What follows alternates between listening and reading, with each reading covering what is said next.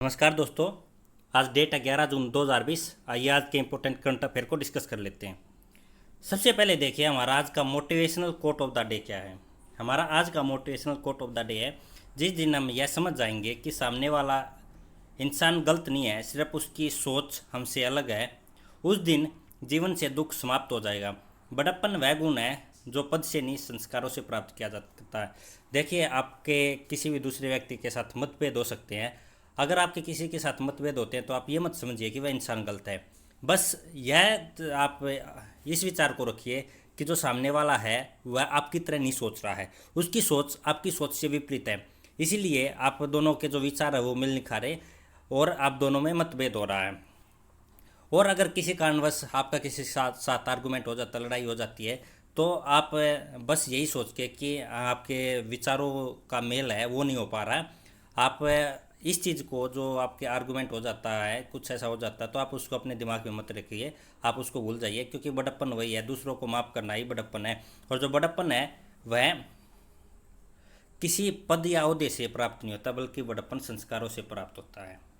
आइए बढ़ते हैं अपने करंट अफेयर की सीरीज की तरफ। और हमारा आज का पहला क्वेश्चन है, EY entrepreneur award of the year किस भारतीय को दिया गया है। देखिए, EY का यहाँ पे अर्थ है, सबसे पहले ये जान लीजिए, Ernst and young. Ernst and young entrepreneur award प्रत्येक वर्ष किसी ऐसे बिजनेसमैन को दिया जाता है जिसने एंटरप्रेनरशिप यानी उद्यमिता, यानी जिसने किसी बिजनेस को सेटअप किया है, सेटअप करने में प्रमुख भूमिका निभाई है। और इस बार का वर्ष 2020 का जो EY एंटरप्रेनर अवार्ड है वो किसको दिया जाएगा, वो किरण मजूमदार शाह को दिया जाएगा। किरण मजूमदार शाह ये एक भारतीय लेडीज़ हैं जिन्होंने उद्यमिता के क्षेत्र में अपना बहुत बड़ा योगदान दिया है। क्योंकि आप इनके बारे में सबसे पहले जान लीजिए, ये अभी फ़िलहाल एग्जीक्यूटिव ऑफिसर हैं बायोकॉन इंडिया लिमिटेड की। किसकी? बायोकॉन इंडिया लिमिटेड की। और ये जो कंपनी है यह रिसर्च करती है। क्या रिसर्च करती है? अगर कोई बीमारी फैल जाती है तो उस बीमारी की दवा या वैक्सीन को, या जो कंपनी है बायोकॉन इंडिया लिमिटेड है, उसकी मेडिसिन को तैयार करती है। यानी ग्लोबल हेल्थ, लोगों के स्वास्थ्य को ठीक रखने में इस कंपनी का बहुत बड़ा योगदान है। आपने इंसुलिन के बारे में सुना होगा। इंसुलिन डायबिटीज़ के मरीजों को दी जाने वाली एक बहुत ही इम्पोर्टेंट दवाई है, जिसके कारण जो शुगर के पेशेंट हैं, यानी जो डायबिटीज़ के मरीज़ हैं, वो अपनी ज़िंदगी को लंबा जी सके हैं। किसके बाद? इंसुलिन के विकास के बाद, जब से इंसुलिन को फाइंड आउट किया गया और इंसुलिन को बायोकॉन इंडिया लिमिटेड ने खोजा था। देखिए, जो ये कंपनी है बायोकॉन इंडिया लिमिटेड, इसकी शुरुआत 1978 में मजूमदार शाह जी ने इन्होंने की थी। उस समय इनके पास सिर्फ 2 एम्प्लॉय और सिर्फ 2,000 रुपये के साथ इन्होंने इस कंपनी की शुरुआत की थी। आज इनके पास 11,000 एम्प्लॉय, बायोकॉन इंडिया लिमिटेड में 11,000 कर्मचारी काम करें। तथा इस कंपनी की जो नेट वर्थ वैल्यू है वो कितनी है? 6,000 करोड़, 6,000 रुपये, इस करोड़ रुपए इस कंपनी की नेट वैल्यू है। देखिए, दोबारा से अपने क्वेश्चन पे लौटते हैं। किरण मजूमदार शाह जी को EY एंटरप्रेनर अवार्ड दिया जाएगा। उसके बाद देखिए, जो ये अवार्ड है ये इससे पहले सिर्फ 2 भारतीयों को और दिया गया है। 2005 में N नारायण मूर्ति, जो कि इन्फोसिस के फाउंडर थे, उनको, तथा उदय कोटक को ये अवार्ड दिया गया है। देखिए, कल ही हमने कुछ दिन पहले हमने डिस्कस किया था, उदय कोटक जी को अभी CII का क्या बनाया गया है? चेयरमैन बनाया गया। CII क्या है? CII confederation of Indian industry. इसका नया चेयरमैन कौन है? उदय कोटक जी हैं। और इससे पहले उदय कोटक जी कोटक महिंद्रा बैंक के MD थे। बढ़ते हैं अगले क्वेश्चन की तरफ। हमारा नेक्स्ट क्वेश्चन है, देखिए हमारा दूसरा क्वेश्चन है, कौन सा अरब देश अगले माह अपना मंगल मिशन लॉन्च करेगा। देखिए, सबसे पहले एक बात जान लीजिए, ये पहला अरब देश होगा जो अपना मंगल मिशन को लॉन्च कर रहा है। और इस देश का नाम क्या है? UAE, यूनाइटेड अरब अमीरात। 16 जुलाई को ये अपना मंगल जो इनका मिशन है इसको लॉन्च करेंगे। तथा यह मंगलयान है जो इनका, यह अगले साल वर्ष 2021 में मंगल की कक्षा में प्रवेश करेगा। अब देखिए, अगर अभी यहाँ पे क्या मेंशन हुआ? UAE के बारे में जो जो इम्पोर्टेंट चीज़ें वो जान लेते हैं। UAE की कैपिटल क्या है? Abu Dhabi. UAE की करेंसी क्या? दिरहम। और अभी यहाँ के प्रेसिडेंट या जो सुप्रीम लीडर हैं वो कौन है? खलीफा बिन जैद बिन सुल्तान अल नयान, काफ़ी बड़ा नाम है। और एक्चुअल में इनका जो एक्चुअल नाम है वो तो इससे भी 3-4 गुना बड़ा है। ये तो इनका जो शॉर्ट नेम है वो है। इसके साथ देखिए भारत के एम्बेसडर कौन है यूएई में? भारत के एम्बेसडर पवन कुमार जी ये हैं। कहाँ पे हैं ये? यूएई में। उसके बाद देखिए एक न्यूज़ थी जो हमने पहले डिस्कस की थी, काफ़ी इंपॉर्टेंट थी। ये थी कि आपने सुना होगा कि जो रिलायंस जियो है वो अपने स्टेक बेच रहा है। और अभी रिलायंस जियो को अपना 7 जून को अपना 8वां इन्वेस्टर मिला था। उसका क्या नाम था? Abu Dhabi investment authority. और अबू धाबी इन्वेस्टमेंट अथॉरिटी ने रिलायंस जियो में 1.16% की हिस्सेदारी खरीदी थी। इस तरह से रिलायंस जियो को कौन सा अपना हिस्सेदार खरीदार मिला था? ये 8वें नंबर का था। इससे पहले रिलायंस जियो में फेसबुक ने 10% की हिस्सेदारी खरीदी है। सिल्वर लेक ने 1.15, विस्ता पार्टनर ने 2.32, जनरल एटलांटिक ने 1.34, केकेआर ने 2.32, मुबादला ने 1.85 एंड सिल्वर लेक ने 0.93 जो प्रतिशत हिस्सेदारी रिलायंस जियो में वो खरीद ली है। बढ़ते हैं अगले क्वेश्चन की तरफ। हमारा नेक्स्ट क्वेश्चन है क्रिकेट से संबंधित। आईसीसी ने निम्नलिखित में से कौन सा परिवर्तन क्रिकेट के खेल में किया? देखिए अभी क्रिकेट के खेल में कई सारे परिवर्तन आईसीसी के द्वारा किए गए हैं। इनमें से जो प्रमुख है वो हैं, पहले जो खिलाड़ी होते थे वो गेंद को चमकाने के लिए लार या थूक का प्रयोग करते थे, लेकिन कोविड-19 को देखते हुए कोई भी खिलाड़ी अगर ऐसा करता पाया जाता है तो उसके खिलाफ कार्रवाई की जा सकती है। यानी अब लार का प्रयोग या थूक का प्रयोग गेंद को चमकाने के लिए इन फ्यूचर जब भी क्रिकेट शुरू होगा नहीं किया जाएगा। उसके बाद देखिए सेकंड पॉइंट है टेस्ट मैच में खिलाड़ियों का रिप्लेसमेंट किया जा सकेगा। अगर टेस्ट मैच चल रहा है और यह पाया जाता है कि किसी खिलाड़ी में कोविड-19 के सिम्टम है तो उस खिलाड़ी के बदले अगर वह बल्लेबाज है तो बल्लेबाज को, अगर वह गेंदबाज है तो गेंदबाज को रिप्लेस किया जा सकेगा। और ओनली टेस्ट मैच में जो डीआरएस है, डकवर्थ लुइस रिव्यू जो सिस्टम है, सॉरी डीआरएस की दूसरी फुल फॉर्म है, जो डीआरएस की संख्या है वो 2 से बढ़ाकर 3 कर दी गई है। पहले क्या था टेस्ट मैच में, वनडे में, टी20 में अगर जो डीआरएस यानी डिसीजन रिव्यू सिस्टम, इसके फुल फॉर्म है डिसीजन रिव्यू सिस्टम, अंपायर ने आउट का निर्णय दिया है या नॉट आउट का निर्णय दिया है तो जो विरोधी टीम होती थी वो उस निर्णय के खिलाफ रिव्यू ले सकती थी। और ये पहले संख्या सभी फॉर्मेट में 2 थी, लेकिन अब केवल टेस्ट मैच में इसको 3 कर दिया गया। वनडे व टी20 में यह 2 ही रहेगी। इस तरह से देखिए ये जो सभी परिवर्तन है ये आगे से आपको क्रिकेट के खेल के मैदान में मिलेंगे। ये किसके द्वारा किए गए हैं? इन परिवर्तनों को किया गया है आईसीसी के द्वारा। आईसीसी की फुल फॉर्म क्या? International cricket council. देखिए विश्व भर में पूरी दुनिया में जो क्रिकेट खेला जाता है उसको कौन कंट्रोल करता है? आईसीसी, यानी क्रिकेट से जुड़ी हुई यह सर्वोच्च संस्था है। आईसीसी को 1909 में स्थापित किया गया था। इसका हेडक्वार्टर दुबई में है, दुबई यूएई में। प्रेसिडेंट कौन है? शशांक मनोहर। और ये नीचे था मेंबर कंट्री। कितने मेंबर कंट्री हैं? 105 सदस्य देश हैं आईसीसी के अंदर। बढ़ते अगले क्वेश्चन की तरफ। हमारा नेक्स्ट क्वेश्चन है क्वेश्चन नंबर 4। मुंबई के थाने में एक रोबोट का विकास किया गया जो कोविड-19 पेशेंट की देखभाल कर सकता है।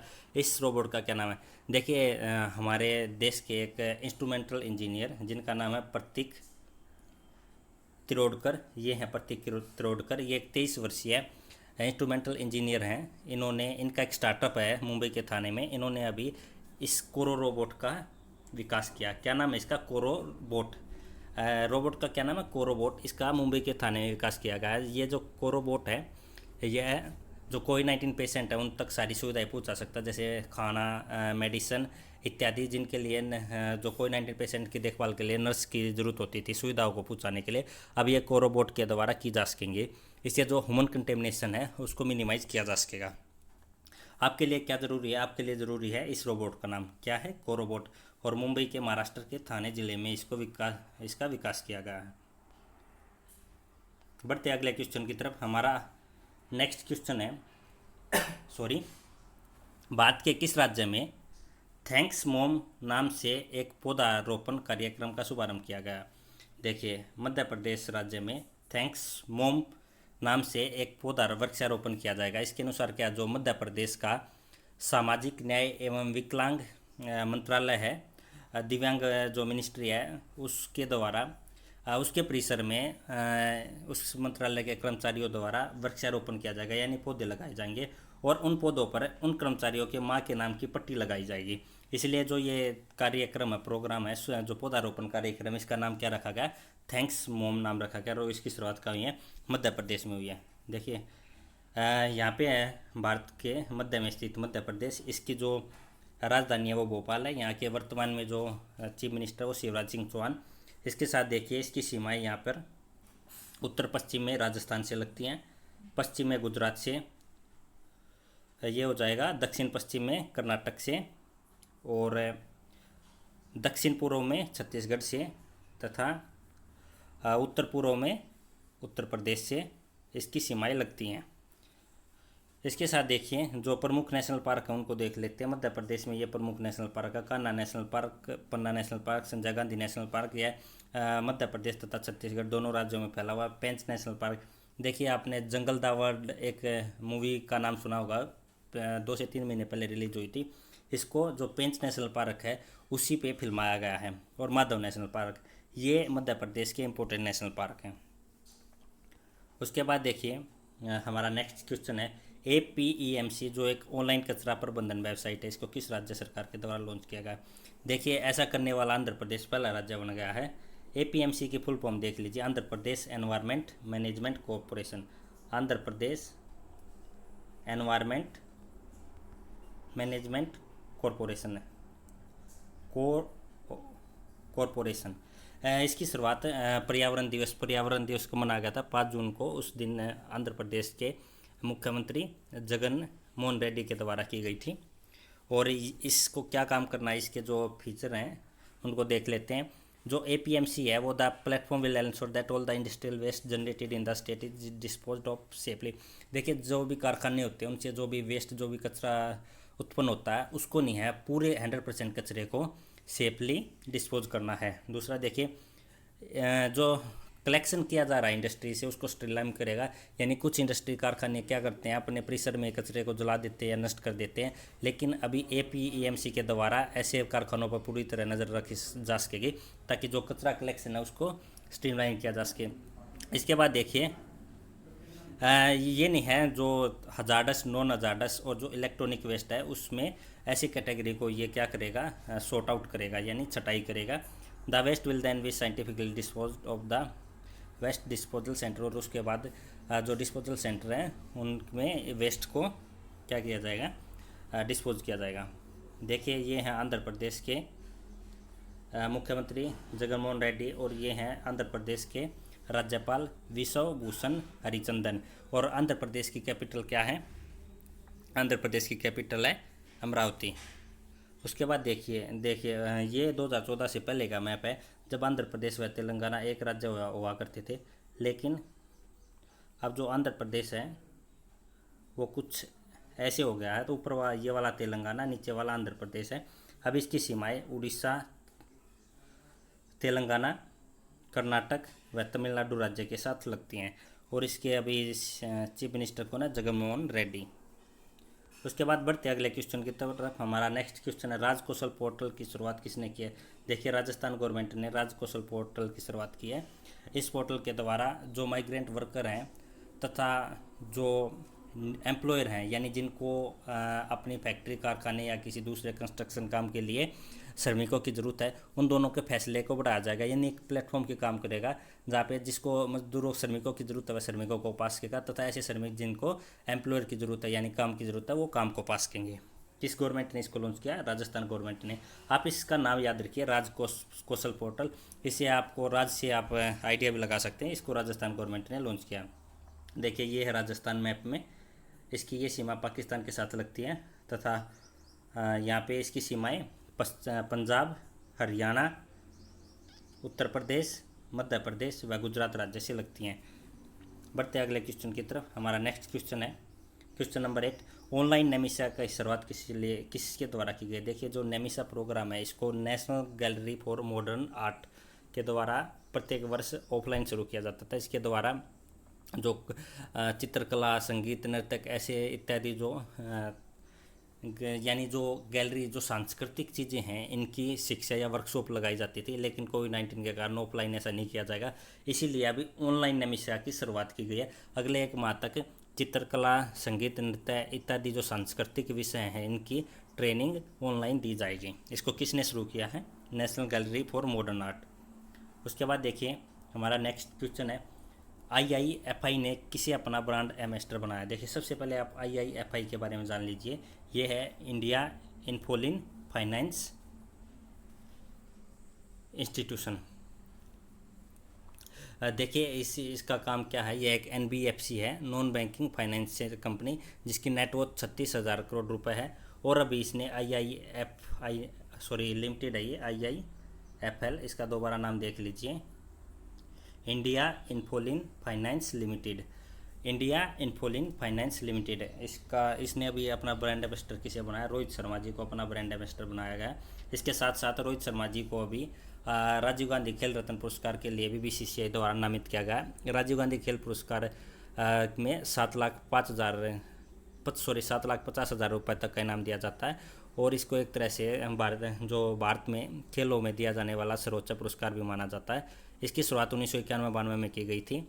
और कोई ऐसा खिलाड़ी जिसने उसके पिछले 4 वर्ष के प्रदर्शन के आधार पर ऐसे खिलाड़ियों को नामित किया जाता है। उसके बाद दीप्ति शर्मा जी को अर्जुन पुरस्कार के लिए नामित किया गया था। अर्जुन पुरस्कार में 5 लाख रुपए तक का इनाम दिया जाता है तथा अर्जुन पुरस्कारों की शुरुआत 1961 में की गई थी।